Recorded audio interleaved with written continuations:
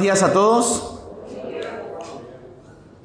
Vamos a tener nuestro estudio de la Palabra de Dios en el día de hoy y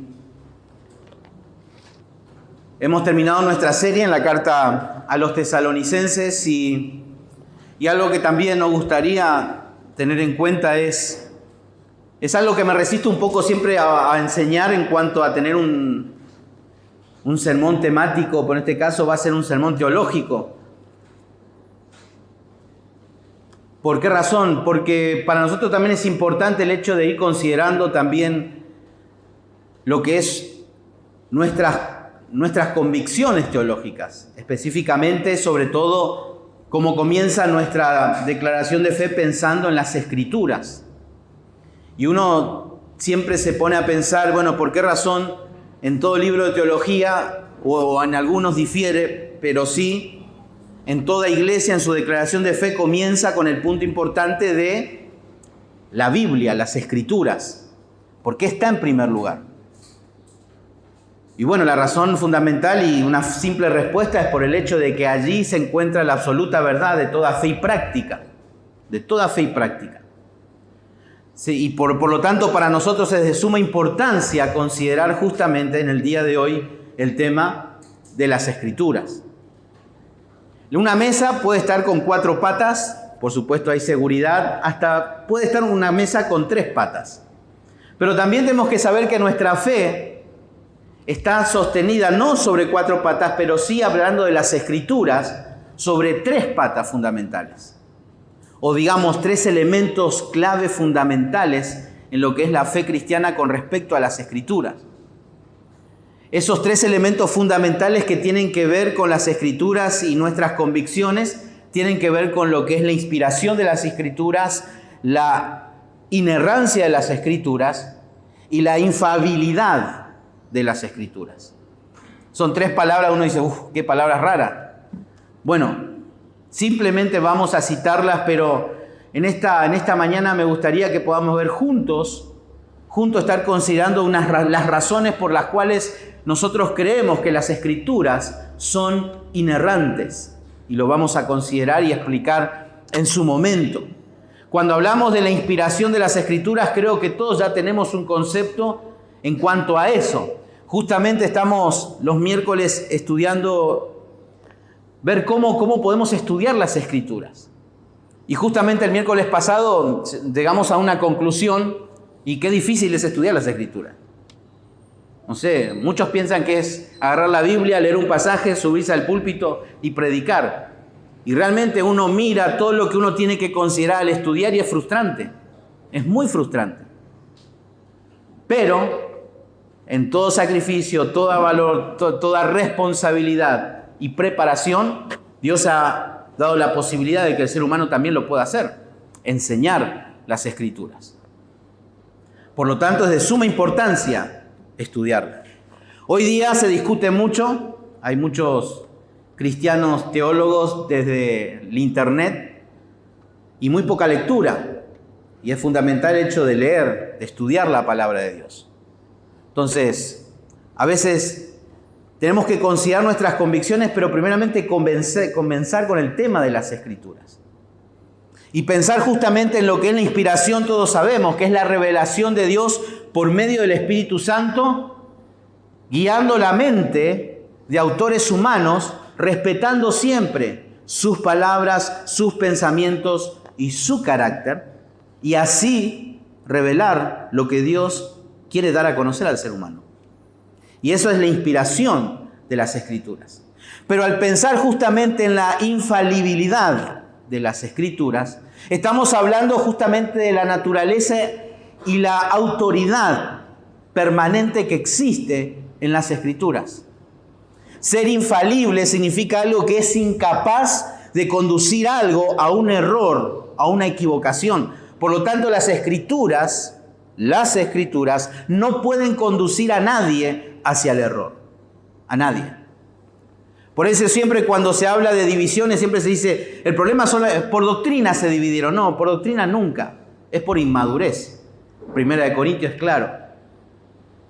Las Escrituras, siempre y cuando se estén en la verdad, siempre va a conducir a la verdad, hacia donde Dios quiere, no al error. Por lo tanto, cuando hablamos que las Escrituras son infalibles y creemos en la infalibilidad de las Escrituras, estamos afirmando algo sumamente importante, que la Escritura, al haber sido dada por inspiración divina, es infalible, así que lejos de desorientarnos, es veraz y es confiable. Confiable en asuntos que necesitamos abordar el día a día. Pero con esto también nosotros negamos que sea posible que las Escrituras al mismo tiempo sea infalible y yerre en sus afirmaciones. Y por supuesto, cuando hablamos de lo infalible de las Escrituras, estamos hablando en cuanto a la capacidad, en cuanto al poder que tiene las Escrituras. Un pasaje que podemos afirmar esta verdad justamente se encuentra en dos versículos que hemos tenido la lectura, en el Salmo 19, y vamos a abrir nuestras Biblias también para considerar este punto en cuanto a la infalibilidad de las Escrituras. El Salmo 19, versículo 7 y 8.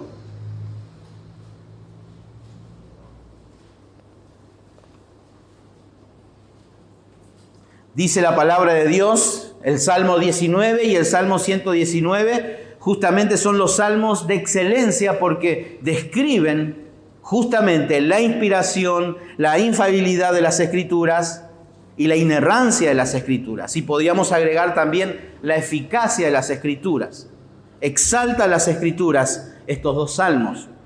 Y aquí el Salmo 19, versículos 7 al 8 dice: la ley de Jehová es perfecta, que convierte el alma.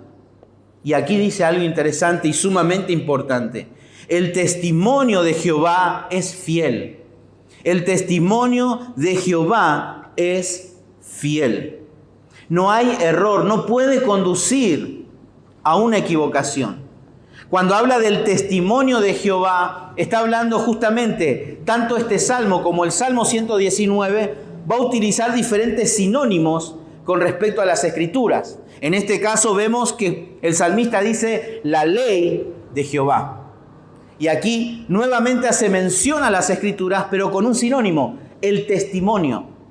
Cuando se refiere en cuanto al testimonio, está hablando del hecho de las cosas que Dios ha hecho y ha quedado registrado en las Escrituras. ¿Para qué? Para testimonio de que si sucede esto, sin lugar a dudas, las consecuencias serán estas. Lo podemos ver a lo largo de todas las Escrituras. Y aquí está diciendo algo: el testimonio de Jehová es fiel. Tiene que haber una confianza plena en que no nos va a conducir al error si la palabra de Dios nos dice exactamente lo que va a suceder.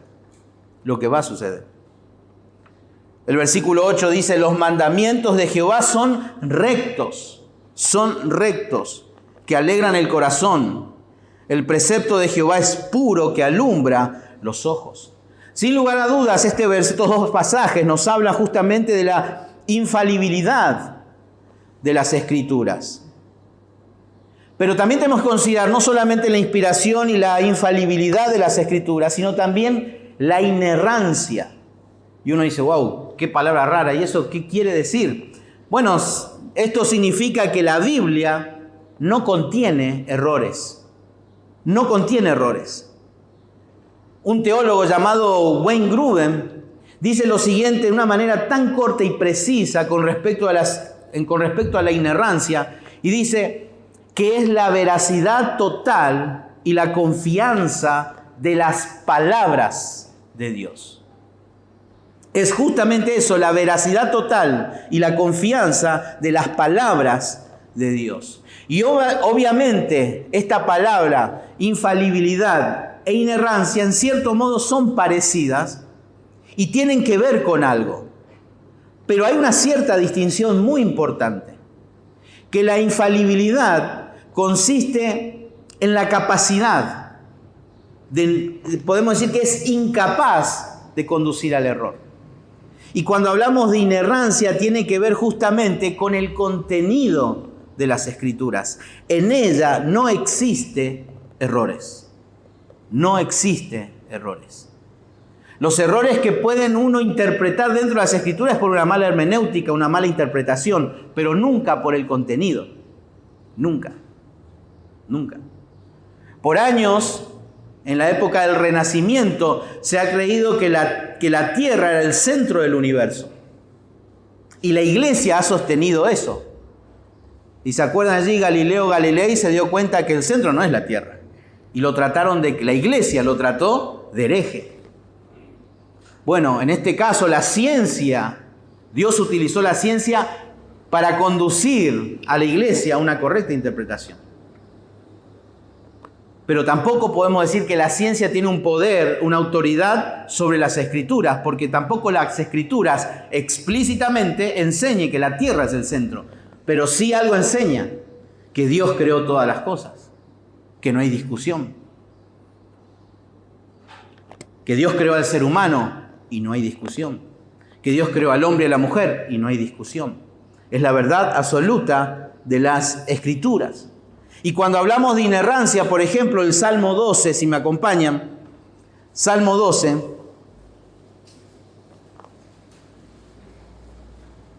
versículo 6, dice, las palabras de Jehová son limpias, como plata refinada en horno de tierra, purificada 7 veces. 7 veces. Ahí justamente cuando habla refinada, está hablando al punto que son absolutamente perfectas. Ese término o ese trabajo que hace el orfebre, ¿no?, de colocar el oro en el fuego hasta que salgan todas las impurezas y el orfebre saque y deje el oro limpio. Y aquí justamente dice, las palabras de Jehová son limpias. Como cuando el oro pasa por el fuego y el orfebre saca toda esa inmundicia, es limpia. No hay nada malo, nada que corrompa. Es limpia. Santiago capítulo 1, versículo 25, nos dice justamente, Santiago 1:25, mas el que mira atentamente en la perfecta ley. Y es interesante porque en nuestra traducción de la Reina Valera coloca en primer lugar la palabra perfecta. Perfecta. No dice, mas el que mira atentamente a la ley perfecta, sino que a la perfecta ley, dando un fuerte énfasis de que las Escrituras son perfectas. No hay ningún error, no hay ningún error.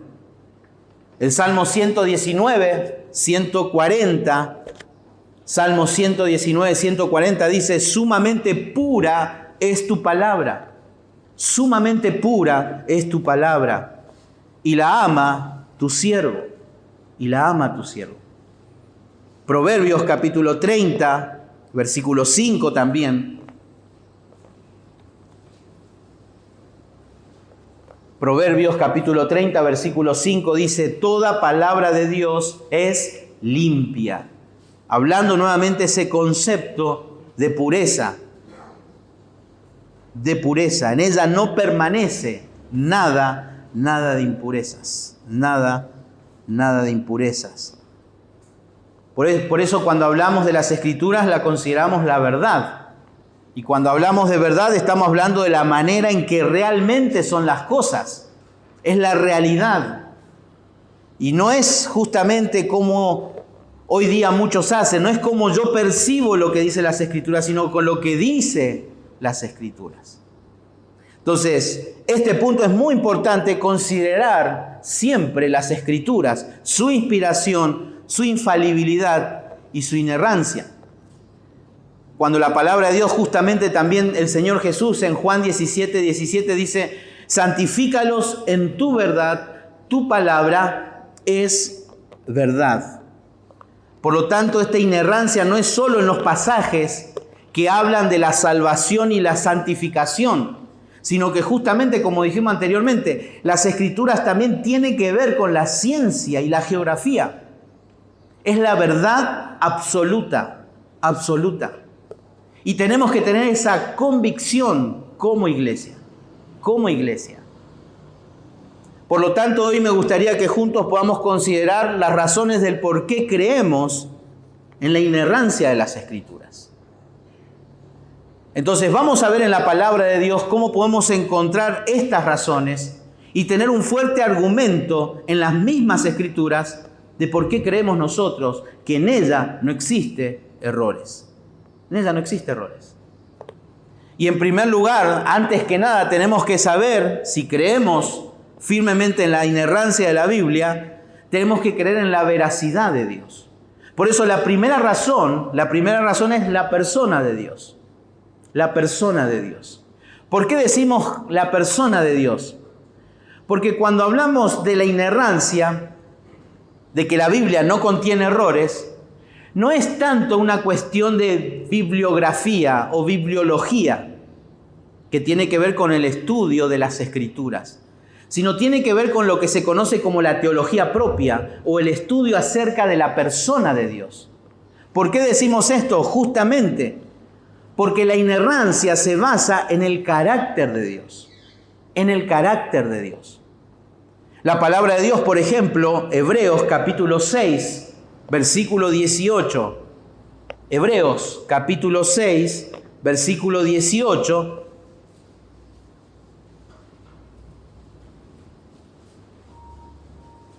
Dice la palabra de Dios allí, para que por dos cosas inmutables, en las cuales es imposible, dice, que Dios mienta.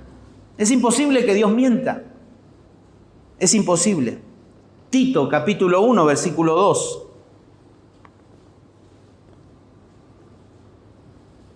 Tito, capítulo 1, versículo 2 dice, en la esperanza de la vida eterna, la cual Dios, que no miente, prometió desde antes del principio de los siglos. Por lo tanto, Dios no puede mentir, no está en su carácter, en su naturaleza no existe la mentira. Por lo tanto, no podemos pensar nosotros en creer que las Escrituras contengan errores, porque las Escrituras se basan en el mismo carácter de Dios, en el carácter de Dios. Él es el dador, por lo tanto, de toda ley absoluta y se basa en su carácter, Y las Escrituras nos llenan de veracidad justamente mostrándonos que Dios es un Dios de verdad. Es un Dios verdadero. Romanos 3:4 también nos dice, discúlpeme si vamos a pasearnos hoy en esta mañana por toda la Biblia. Estamos hablando de las Escrituras, así que es lo que tenemos que hacer. Romanos 3:4. De ninguna manera, antes bien sea Dios veraz y todo hombre mentiroso, como está escrito, para que seas justificado en tus palabras y venzas cuando fuere juzgado. Sin lugar a dudas, lo que determina toda verdad absoluta es Dios, porque el hombre es mentiroso. Aquí estamos en una comunidad de mentirosos, todos somos mentirosos. La ley, las Escrituras nos condena a determinado soberanamente que somos culpables al romper la ley por ser mentirosos. Por lo tanto, nosotros no podemos establecer qué es lo correcto, porque las Escrituras lo dicen basándose en el carácter de Dios. Por eso no podemos concebir, no podemos permitir que nadie cuestione lo que las Escrituras nos dice para nosotros. No puede entrar en la mente de un creyente que crea de manera correcta la inerrancia de las Escrituras. Otro teólogo dice lo siguiente: la autoridad de la Biblia quiere decir que todas las palabras de la Biblia son palabras de Dios, de una manera tal que no creer o desobedecer alguna de ellas es no creer y desobedecerle a Dios. Esto nos lleva inmediatamente al versículo de 2 de Timoteo 3:16, cuando dice: toda escritura es inspirada por Dios. Es la esencia de Dios, es la naturaleza de Dios escrita para el ser humano, es la revelación de Dios. Por lo tanto, no importa lo que usted piense, lo que yo piense, sino lo que la palabra de Dios dice. ¿Qué nos dice las Escrituras con respecto a esto? Por lo tanto, la primera razón por la cual nosotros creemos en la inerrancia de las Escrituras es porque refleja el carácter, la persona de Dios. La persona de Dios. Él es verdad. Pero en segundo lugar, la segunda razón, tenemos que ver también que es la persona de Cristo. La persona de Cristo. Jesucristo es perfecto, inmaculado en todos los sentidos. En todos los sentidos. Jesús es la segunda persona de la Trinidad. La segunda persona de la Trinidad. Jesús dijo en Juan 14:6, yo soy el camino, la verdad y la vida. Jesucristo es la verdad. Apocalipsis, si me acompañan, capítulo 3, versículo 14, comienza justamente con la última revelación hasta ahora en las Escrituras con respecto a Jesucristo.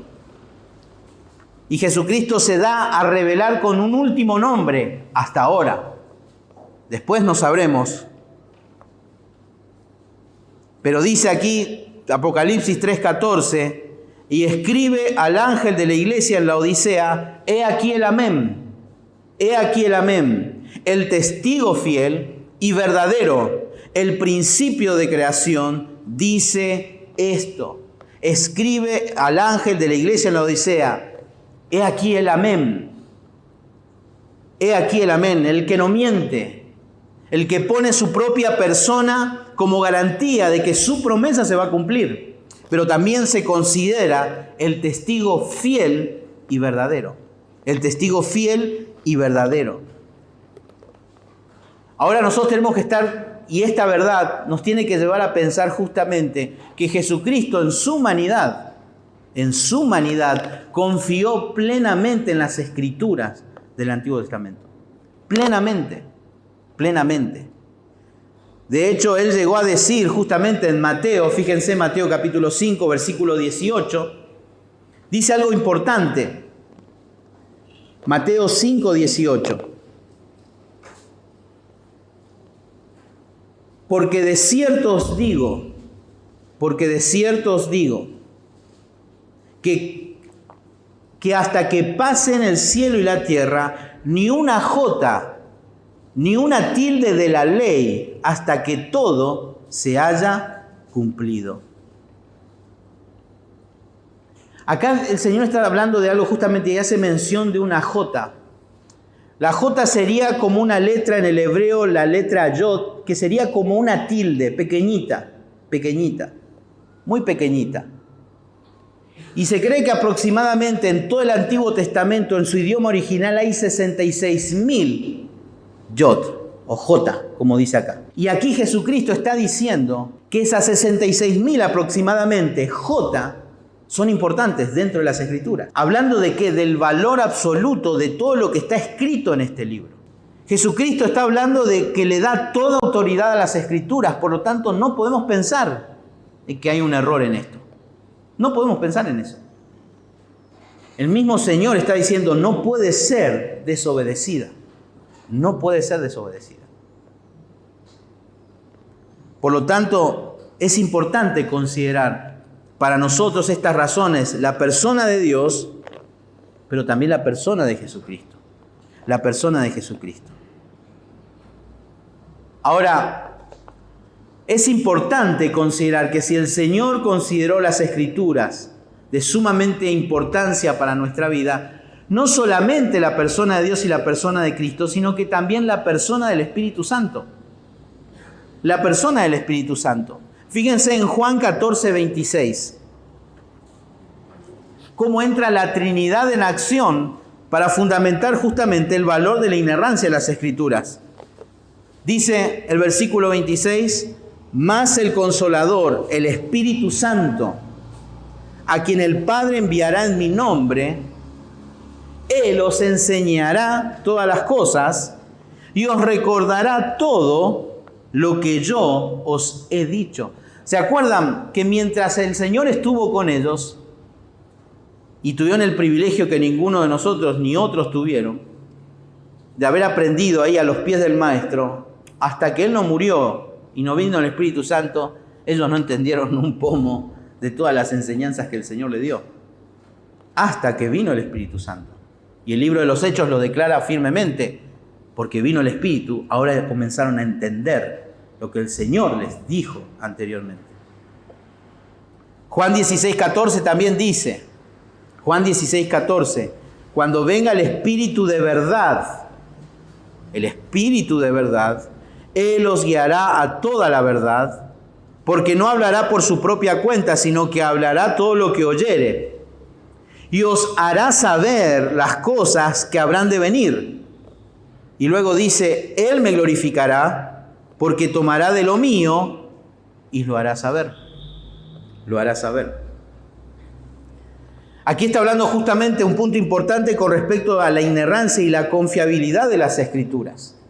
No solo porque tenemos como base el carácter de Dios, no solamente porque Jesucristo mismo da la garantía, el aval de las Escrituras, sino que también está la persona del Espíritu Santo en nosotros que nos lleva a recordar todo lo que aprendemos, todo lo que la palabra de Dios dice.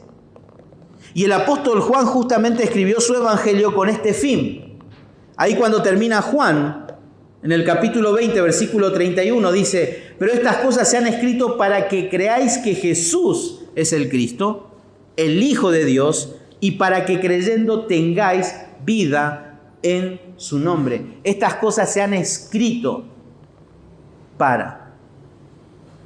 Por lo tanto, el Señor mismo está dando el aval y la garantía de lo que tenemos en nuestras manos, de que no hay error, pero ha utilizado al Espíritu Santo.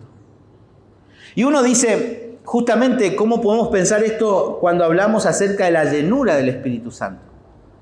Que a veces tratamos de buscar una definición de quién es una persona controlada por el Espíritu Santo. Y siempre hablamos, ¿no?, de ese control. Pero el punto es, ¿cómo nos controla el Espíritu Santo? ¿Cómo nos controla? De una manera como guiando nuestros pensamientos, poniéndonos ese temor ante el Señor.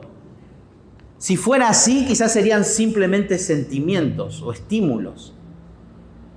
Pero cuando justamente creo que este versículo 14 del capítulo 16 de Juan, nos habla justamente de cómo es este tema del control del Espíritu Santo en el creyente. Porque dice que el Espíritu Santo me va a glorificar, dice Jesucristo, porque tomará de lo mío, ¿qué cosa? De lo que Él enseñó. ¿Y qué dice? Y os lo hará saber. Una persona que es controlada por el Espíritu Santo, hablando en términos sencillos y claros, es una persona que obedece a las Escrituras. Cuando yo voy obedeciendo las Escrituras, estoy siendo controlado por el Espíritu. ¿Por qué? ¿Qué hace el Espíritu Santo? Toma de lo que Cristo ha enseñado.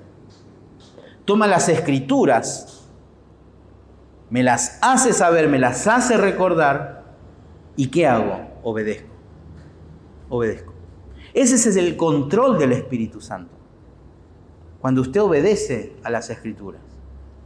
Cuando yo obedezco a las Escrituras, ahí puedo decir, soy controlado por el Espíritu Santo.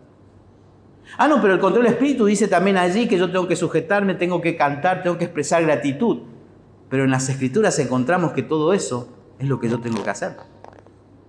Cuando yo alabo, no es una intuición del Espíritu en nosotros. Es una acción de nosotros siendo obediente a lo que las Escrituras nos dicen, a rendirle culto a Dios. Al ser agradecido, estoy siendo obediente a las instrucciones divinas en su palabra. La esposa es sujeta a su marido, en consecuencia que a la obediencia a las Escrituras. El esposo ama porque está sujeto a las Escrituras. El hijo obedece porque está sujeto a las Escrituras. El empleado es obediente a su amo, a su jefe, porque es obediente a las Escrituras. Y así. Por lo tanto, eso es el control del Espíritu en nuestra vida. No hay nada místico en eso. Entonces, debemos analizar en nuestras vidas si somos o no controlados por el Espíritu. Y esto tiene que ver justamente en que las Escrituras, acuérdense, no nos conduce al error. Y el Espíritu Santo no nos va a llevar al error. No nos va a llevar al error. Todas las malas decisiones que voy tomando en la vida es ¿por qué? Porque el Espíritu Santo no me está controlando. Pero es por algo también, fundamental. No estoy creyendo en la inerrancia de las Escrituras. Por eso, no creo. El creyente peca porque no cree en las promesas de Dios. Por eso pecamos. Porque no le creemos a Dios. No tenemos confianza en Él de que si nosotros nos abstenemos de ciertas cosas, Dios nos va a bendecir. No creemos en eso. Por lo tanto, todo se basa en la verdad de las Escrituras. En la verdad de las Escrituras. Juan 14, 17 dice: el Espíritu de verdad, al cual el mundo no puede recibir porque no le ve ni le conoce, pero vosotros le conocéis, dice el Señor, porque mora con vosotros y estará en vosotros. El Espíritu Santo tiene la intención de guiarnos a obedecer las Escrituras. Lo ha hecho en la inspiración, en la mente de los autores humanos. Segunda de Pedro 1:21, eso lo declara. Segunda de Pedro 1:21, que dice: porque nunca la profecía fue traída por voluntad humana, sino que los santos hombres de Dios hablaron siendo inspirados por el Espíritu Santo. Fueron guiados, llevados por el Espíritu Santo. Y el Espíritu Santo es fundamental en todo esto. Cuando yo no creo en las Escrituras como inerrante, de que pueda haber algún error o no confío plenamente en esa verdad, no estoy creyendo en el poder absoluto de las Escrituras.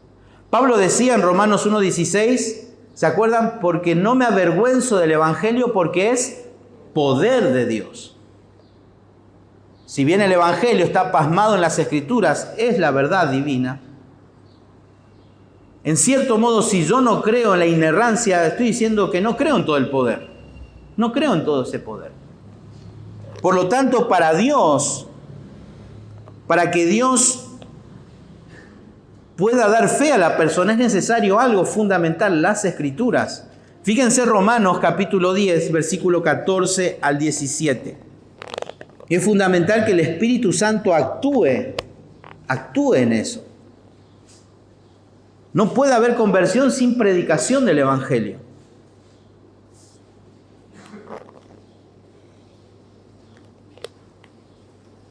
Romanos 10, 14 dice: ¿cómo pues invocarán a aquel en el cual no han creído? ¿Y cómo creerán en aquel de quien no han oído? ¿Y cómo irán sin saber quién les predique? ¿Y cómo predicarán si no fueren enviados? Como está escrito: cuán hermosos son los pies de los que anuncian la paz, de los que anuncian buenas nuevas. Mas no todos obedecieron al Evangelio, pues Isaías dice: Señor, ¿quién ha creído a nuestro anuncio? Y aquí Pablo concluye diciendo: así que la fe es por el oír. Y el oír la palabra de Dios. La fe viene por oír las Escrituras, la palabra de Dios. La palabra de Dios. ¿Se acuerdan? Habíamos hablado el miércoles de cómo se convirtió Adán. ¿Se acuerdan cómo se convirtió Adán? ¿Qué escuchó él? ¿Cómo sabemos que Adán fue justificado por la fe? Y dijimos que él escuchó el Evangelio. ¿Se acuerdan? ¿Qué dijo Dios a la serpiente? Que de la simiente de la mujer se levantará uno, pisará la cabeza, el Evangelio. Y automáticamente después de eso, ¿qué dijo Adán? ¿Le puso nombre a quién? A Eva. ¿Por qué? ¿Qué quiere decir Eva? Madre de muchos hijos. ¿Qué quiere decir eso? Que Adán creyó en el mensaje, en el Evangelio. Siempre fue así y siempre será así. Tiene que predicarse el Evangelio para que el ser humano despierte la fe. Tiene que ser proclamada la palabra de Dios. Y es allí cuando el Espíritu Santo entra Y el mismo Señor Jesucristo, 16:8 de Juan, dice: y cuando Él venga, el Espíritu Santo, convencerá al mundo de pecado, de justicia y de juicio. ¿Obra de quién es eso? ¿De quién? Del Espíritu Santo. ¿Es mi técnica? ¿Es mi elocuencia? ¿Es mi testimonio? Es el Espíritu Santo. Obra divina, absoluta. Palabra del Señor. Por lo tanto, el Espíritu Santo es el testimonio de testimonios en cuanto a la inerrancia, la infalibilidad. ¿Por qué? En cuanto al contenido, nos convence al llevarnos a la verdad y abrir nuestros ojos para que podamos depositar nuestra fe y arrepentimiento en el Señor. Nos habla de la inerrancia de las Escrituras, no contiene nada de error. Porque el Espíritu Santo toma lo que el Señor dijo. El Señor ya sabía en su mente omnisciente que lo que Él les enseñó en algún momento de la historia, sus apóstoles lo escribirían. Por eso decía, no puede pasar ninguna generación de esta sin que esto se cumpla. Y el mismo Señor dice, puede pasar cielos y tierra todo, pero mis palabras no pasarán. Por lo tanto, habla de la veracidad de las Escrituras. Creemos en la inerrancia por justamente la persona de Dios, la persona de Cristo, la persona del Espíritu Santo, pero también, otra razón importante, el testimonio de los apóstoles. El testimonio de los apóstoles. Los escritos apostólicos hablan justamente sobre la autoridad de las Escrituras, sobre la autoridad de las Escrituras. Fíjense en 2 de Pedro, capítulo 1, 20-21. 20-21. Puesto que cada palabra fue escrita por Dios sin interferencia humana, entendiendo primero esto, que ninguna profecía de las Escrituras es de interpretación privada. ¿Qué está diciendo aquí? Que nada de lo que los escritores escribieron es algo que se les ocurrió o de alguna experiencia así remota que se acordaron, qué lindo, y escriben. No, para nada. Porque nunca, dice, la profecía fue traída por voluntad humana, sino que los santos hombres de Dios hablaron siendo inspirados, guiados por el Espíritu Santo. Es interesante, si leemos las dos cartas del apóstol Pedro, primera y segunda de Pedro, juntamos los 5 capítulos de primera de Pedro y los 3 capítulos de segunda de Pedro, tenemos 8 capítulos, y si los leemos de corrido a esos 8 capítulos, es interesante ver porque Pedro hace mención de los 5 libros del Pentateuco, de Génesis, Éxodo, Levítico y Deuteronomio. También él hace mención a pasajes de los Salmos, pasajes de Proverbios, Isaías y Oseas. Y no solamente eso, sino que también hace mención de Pablo, del apóstol Pablo, y llama a sus escritos, a los de Pablo, escritura. Es interesante, fíjense en 2 de Pedro, capítulo 3, versículo 15.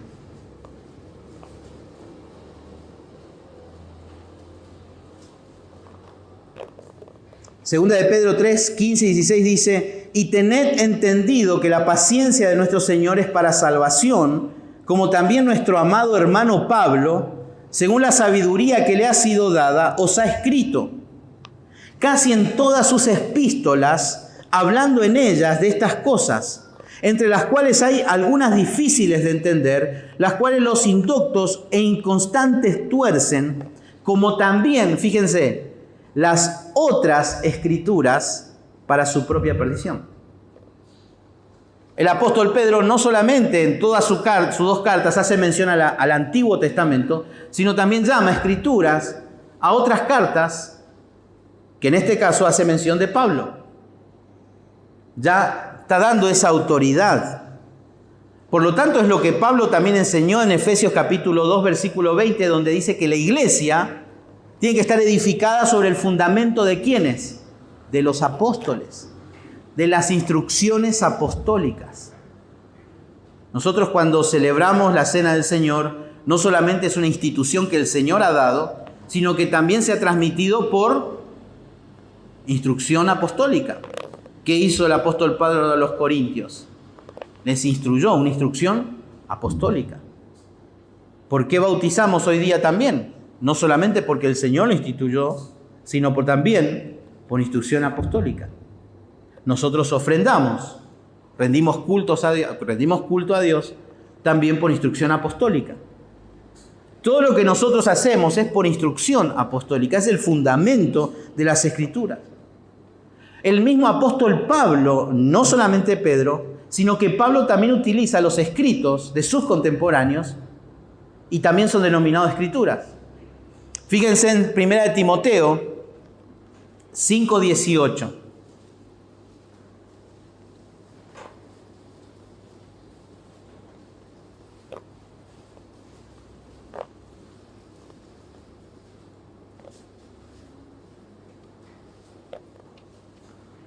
Si bien Pablo va a hacer mención al Antiguo Testamento, pero también va a hacer mención a algo que está en el Nuevo Testamento. Y dice el versículo 18, pues la Escritura dice, no pondrás bozal al buey que trilla, y digno es el obrero de su salario.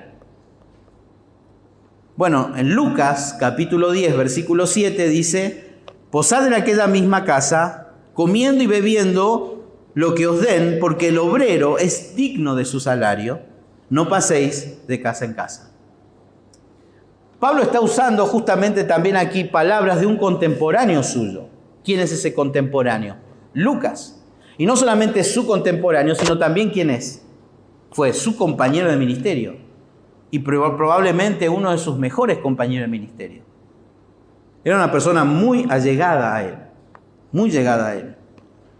Y mirando así los testimonios que podemos encontrar de los apóstoles en relación a las Escrituras, podemos ver justamente eso.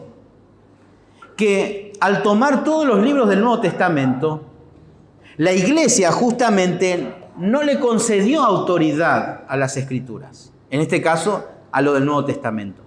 Lo que la iglesia hizo en realidad es reconocer la autoridad.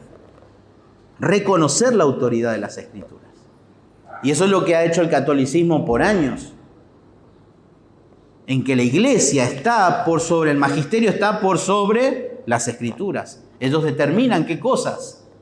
Pero las Escrituras es la que tiene que estar por sobre el magisterio. Y aquí justamente las Escrituras nos habla de eso y la historia de por sí. Por eso las razones por las cuales creemos en la inerrancia, en la infalibilidad de las Escrituras y la inspiración, lo encontramos por la persona de Dios, la persona de Cristo, la persona del Espíritu Santo, el testimonio de los apóstoles, pero también el testimonio de la iglesia primitiva. El testimonio de la iglesia primitiva. Pero específicamente hablar de primitiva me gustaría utilizar este término, si algunos conocen, el término patrística. ¿A qué se refiere el término patrística? Viene y hace relación justamente a lo que es el periodo en el cual personas que Dios levantó después de los apóstoles. Iglesias que se formaron allí en el primer siglo, en el segundo siglo, después de los apóstoles. Y realmente uno leyendo y considerando la historia de la iglesia, que les recomiendo que lo hagan también, quizás eso puede abrir también luz a muchas cuestiones hoy día. Y es importante cómo ellos, qué concepto tenían de las Escrituras. Y me tomé el tiempo de buscar algunos, hace tiempo. Y recopilé algunos. Pero creo que nos haría bien también escuchar cuál era el concepto de estos hermanos. Por ejemplo, Clemente de Roma había escrito también una carta a los hermanos de Corinto. Esto es aproximadamente entre el año 50-100 más o menos. Decía, habéis escudriñado las Escrituras que son verdaderas, las cuales os fueron dadas por el Espíritu Santo, y sabéis que no hay nada falso o fraudulento en ellas. Un primer testimonio. Otro padre de la iglesia, o uno de los primeros ministros después de la era de los apóstoles, Justino Mártir, decía también lo siguiente: hay que creer las Escrituras por su nobleza y por la confianza en aquel que la envía. La palabra de verdad es enviada por Dios. Ya que ha sido enviada con autoridad, no hace falta preguntarse por pruebas acerca de lo que afirma, puesto que no hay otra prueba más allá de sí misma, la cual es Dios. Tertuliano, él decía lo siguiente: las afirmaciones de la Sagrada Escritura nunca estarán en desacuerdo con la verdad. Dionisio de Alejandría decía: aceptamos todo aquello que se puede probar mediante las enseñanzas de las Sagradas Escrituras. Atanasio decía: las sagradas e inspiradas Escrituras son suficientes para declarar la verdad. Fíjense, ya en aquel entonces ya tenían el concepto de la suficiencia de las Escrituras. Juan Crisóstomo decía lo siguiente: tu palabra es verdad, es decir, no hay falsedad en ella y todo lo que se dice en ella se tiene que cumplir. Y era justamente esto una porción de un sermón preparado de Juan 17, que este hermano en su momento lo ha hecho. Pero también tenemos otro testimonio que creo que es uno de los teólogos más importantes de la historia, que es Agustín de Hipona.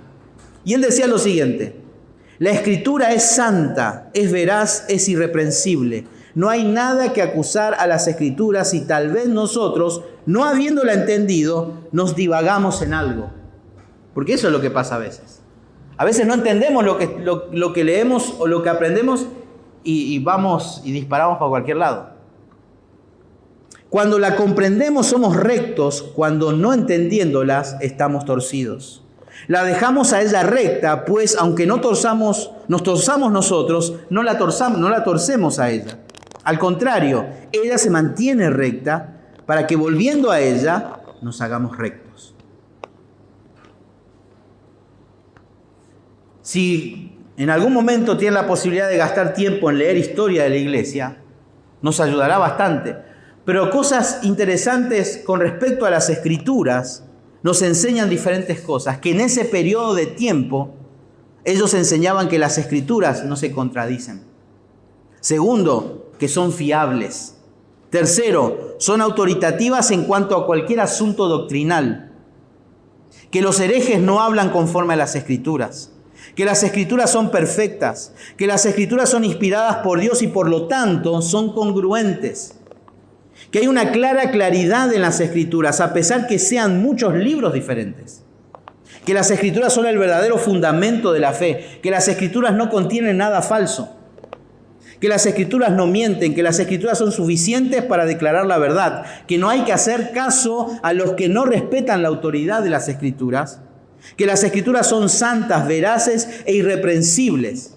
En conclusión, podemos decir que la famosa expresión sola Escritura no es algo de los reformadores solamente. Es algo que ya desde el principio se ha sostenido. Se ha sostenido. Por eso cuando se habla de reforma no estamos hablando de hacer algo nuevo. Es volver al principio. Es volver al principio. Y ese es el punto tan importante para nosotros que formamos las iglesias en Latinoamérica. Las iglesias en Latinoamérica son las que más golpeadas están con respecto justamente a que estamos lejos del principio. Estamos lejos del principio. Todo es emoción, todo es sensacionalismo, todo es pragmático, todo es el ser humano. Pero necesitamos volver a las raíces, a esos conceptos claros de la palabra de Dios, como autoridad absoluta. Pero solamente voy a creer en autoridad absoluta cuando yo creo en la inspiración de las Escrituras, en la infalibilidad de las Escrituras y en la inerrancia de las Escrituras. Por lo tanto, la iglesia de hoy, del siglo XXI, haría bien en avivar justamente este punto importante, pensando en la iglesia, en sus orígenes, en su principio, en poner en el centro la palabra de Dios. Y otra de las razones que no vamos a gastar mucho tiempo es hablar de las profecías ya cumplidas. Las profecías ya cumplidas. ¿Cómo puede ser que Isaías pueda escribir cosas del Señor Jesucristo 600, 700 años antes que el Mesías naciera? Y cómo todas las escrituras pueden tener armonía cuando todas las escrituras se escribieron en un periodo de 1400 años por diferentes autores, aproximadamente 40, y en 3 idiomas distintos, y personas que eran de diferentes estados sociales, gente de la política, de la agricultura, de la milicia, gente de campo, y armoniza tan completa, tan íntegra, que no hay errores, nada en la palabra de Dios. Por supuesto que esto es algo para considerarlo mucho más en cuanto a la inerrancia, la inspiración y todo lo que la palabra de Dios es. Pero pensar en estos pocos principios que podemos meditar en esta mañana, ¿qué conclusión puede llevarme a mí, en mi vida personal y como congregación, creer en la inerrancia de las Escrituras? Primeramente, afecta la predicación. Afecta la predicación de las Escrituras. ¿Se acuerdan del apóstol Pablo cuando se despidió de los ancianos de Éfeso? Él estaba dando unas recomendaciones a los ancianos y les dice en el versículo 26, por tanto yo os protesto en el día de hoy que estoy limpio de la sangre de ustedes. Pablo le está diciendo, hermanos, yo me puedo ir tranquilo y tener la conciencia tranquila que les he predicado y les he enseñado todo. Toda verdad de Dios, porque ahí dice el versículo 27, porque no he rehuido de anunciaros todo el consejo de Dios. Todo el consejo de Dios. Por eso yo me puedo ir tranquilo. No tengo nada que me acuse. Nada. Porque Él es dado todo el consejo de Dios. Ahora mi pregunta es, alguien que no cree en esta verdad de la inerrancia en su totalidad, entre comillas, ¿cómo puede llegar a decir lo mismo que el apóstol Pablo? No he rehuido de daros todo el consejo de Dios.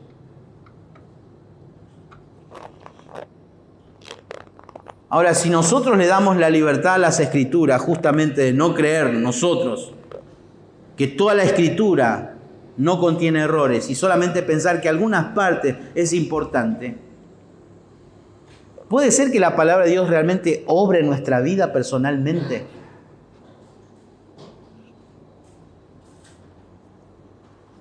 Uno cuando se quiere comprar algo, se compra algo original, no quiere lo trucho, como se dice, o lo mao.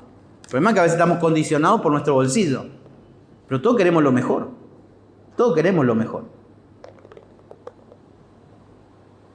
Pero ¿cómo vamos a pretender nosotros cambiar nuestra vida si ni siquiera creemos en la totalidad de las Escrituras? Como palabra de Dios, como absoluta, ley absoluta. Tener la capacidad y la convicción de que la palabra de Dios tiene el poder de salvar y de santificar a cada persona. A cada persona. Y cuando un predicador no cree, empieza a tomar versículos nomás y no, este pasaje no, esto no vamos a hablar a los hermanos, porque no sirve. ¿Cómo que no sirve? Pablo decía, todo consejo de Dios. Todo consejo de Dios. No, tal doctrina no vamos a tocar porque vamos a dividir a la iglesia. Y pues si está en la Biblia.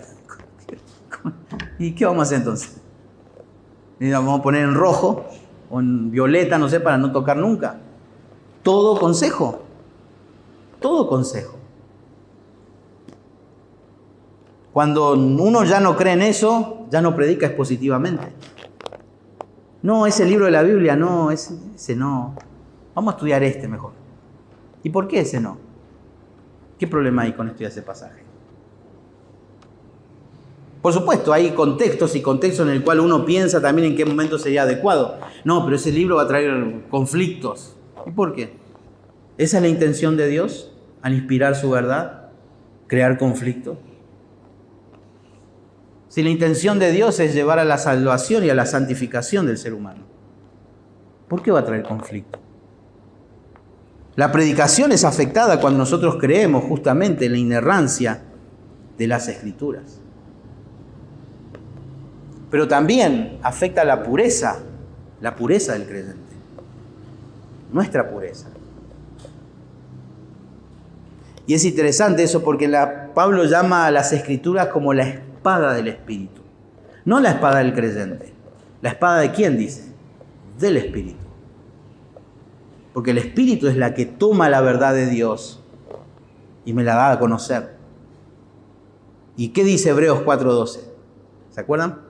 Porque la palabra de Dios es viva y eficaz y más cortante que espada de doble filo, que penetra hasta partir el alma y las coyunturas y los tuétanos. Todo. Los pensamientos y las intenciones del corazón. ¿Y cómo puede ser que yo pueda exponerme a las Escrituras 3, 4, 5, 7, 8 años y sigo teniendo la misma vida de hace 7, 8 años antes de conocer al Señor? ¿Cómo puede ser? Luego el versículo, a veces nos quedamos con el versículo 12, pero el versículo 13 de Hebreos también dice: y no hay cosa creada que no sea manifiesta ante su presencia. ¿Ante presencia de qué? De las Escrituras. Las Escrituras, acuérdense, si creemos en la inerrancia, las Escrituras está diciendo que nada puede permanecer igual.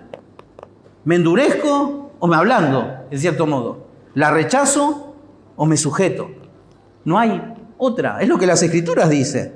Y después dice: antes bien, todas las cosas están desnudas y abiertas a los ojos de aquel a quien tenemos que dar cuenta. Se usa en dos veces, de dos maneras diferentes se usa justamente esta expresión cuando dice: antes bien, todas las cosas están desnudas y abiertas. Es como cuando el sacerdote cortaba ahí el cuello del cordero y lo abría, ese corte. Pero también se utilizaba justamente en el Coliseo cuando estaban ¿cómo se llaman? Las luchas. Con cuando el gladiador estaba sobre el otro que estaba venciendo y lo tenía ahí agarrado de su cuello con el cuchillo a punto y esperando que la gente diga viva o muera, y está ahí con el cuchillo. Y esa expresión justamente cuando dice: antes bien, todas estas cosas están desnudas y abiertas, es la expresión que se utilizaba en ese momento.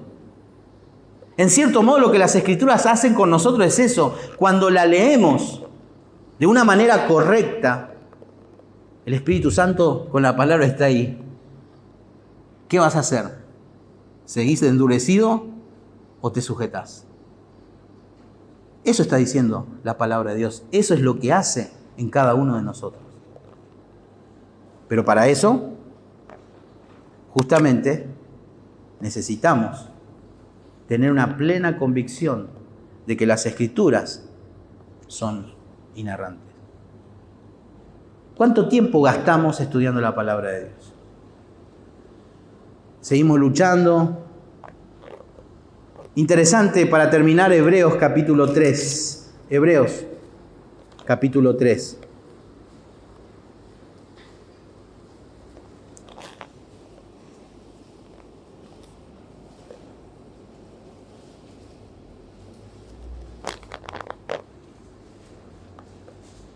Hermano Humberto escogió el Salmo 95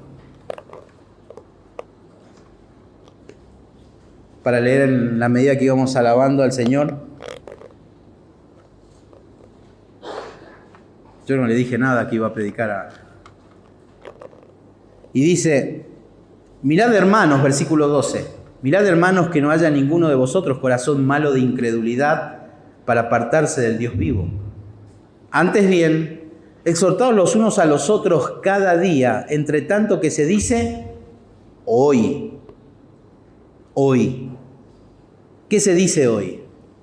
Para que ninguno de vosotros se endurezca por el engaño del pecado, porque somos hechos participantes de Cristo, con tal que retengamos firme hasta el fin nuestra confianza del principio. Entre tanto que se dice: si oyereis hoy su voz, no endurezcáis vuestros corazones, como en la provocación. Que el escritor a los hebreos, ¿qué nos está diciendo? que la palabra de Dios tiene el mismo poder, la misma eficacia, que cuando allí en el desierto Dios dijo algo a su pueblo y no quiso escucharlo y los tragaron vivos. ¿Se acuerdan? Se abrió la tierra y ¡pum! Esa misma voz es la misma voz de hoy. Es la misma voz de hoy.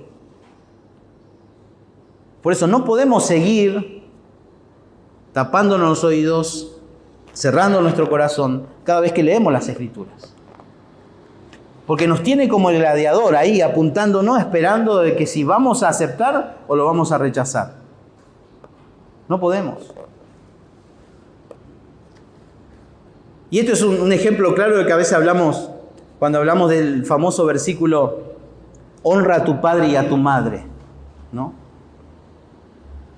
Cuando el hijo era muy rebelde y no había caso hacer, ¿qué hacía el pueblo de Israel? Según la ley, lo apedreaban. Lo apedreaban. Hoy si uno hace eso, va a la cárcel. Han cambiado las leyes humanas. Pero les hago una pregunta. ¿Dios cambió? ¿Y quién estableció esa ley? De que todo hijo rebelde debía morir. Dios. Su carácter, sus instrucciones, no cambiaron. No cambiaron. Por lo tanto, toda verdad, cuando la palabra de Dios se abre, es palabra de Dios. Necesito tener esa convicción. Necesito tenerla. Eso va a cambiar nuestro ministerio, va a cambiar nuestra vida, va a cambiar todo. ¿Cuánto tiempo gasta leyendo la Biblia? Pero no leerla como estamos hablando los miércoles. No es solamente hablas con las personas, sí, tengo mi lectura. Pero ¿cómo la estás leyendo? ¿Cómo la estás leyendo? ¿Gastas tiempo en meditar lo que cada palabra dice? Por algo dice toda la Escritura. Cada palabra tiene su importancia, tiene su relevancia. Dios escogió un idioma humano para revelarse. Por lo tanto, cada palabra tiene una importancia por la cual está en este libro y tengo que pensar. Me vuelvo loco por leer toda la Biblia así a lo loco, pero nunca me detengo a ver qué es lo que dice. Entonces, ¿está gastando tiempo en hablar? ¿Está gastando tiempo en orar con el Señor con respecto a lo que la palabra de Dios le dice cada mañana, cada tiempo? Dios no nos va a hablar si nosotros no estudiamos la Biblia responsablemente. A veces pensamos que la Biblia es como un arte de magia. La leo y ya está, ya me puedo ir tranquilo al trabajo, la leí. Pero medito en lo que ella dice.